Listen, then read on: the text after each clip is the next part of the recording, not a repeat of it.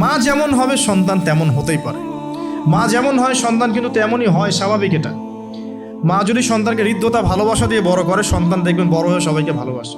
মা যদি সন্তানকে কনফিডেন্স দেয় যে বাবা তুমি পারবে, জীবনে অনেক কিছু করতে পারবে, তোমার মধ্যে এই প্রতিভা আছে, ইনশাল্লাহ তুমি পারবে, সন্তান বুস্ট আপ পিছন থেকে পারবে ইনশাল্লাহ। মা যদি সন্তানকে ত্যাগ করে, দুধ পান না করায়, ফ্যামিলিস্টদের মতো দুধ পান না করিয়ে যে আপনার বেবি সিটারদের কাছে মানুষ করায় আর কি, হ্যাঁ, ডে কেয়ার সেন্টারে মানুষ করায়, দেখবেন সন্তান ছোটোবেলা থেকে একটা হতাশা, হীনমন্যতা, নিঃসঙ্গতায় ভোগে আর কি। এখন এলিট সোসাইটির মধ্যে এই সমস্যাটা আছে না, নিঃসঙ্গতায় ভোগে তারা। কিন্তু মা যদি সন্তানকে দেখা যায় খুব শাসন করে, বেশি প্রহার করে, সন্তান কঠোর হয়ে যাবে, মনটা একটু শক্ত হয়ে যাবে। তো পিতা মাতার সন্তানের প্রতি অ্যাটিটিউডটা একটা বড় ফ্যাক্ট, যে সন্তান বড় হয়ে কী হবে।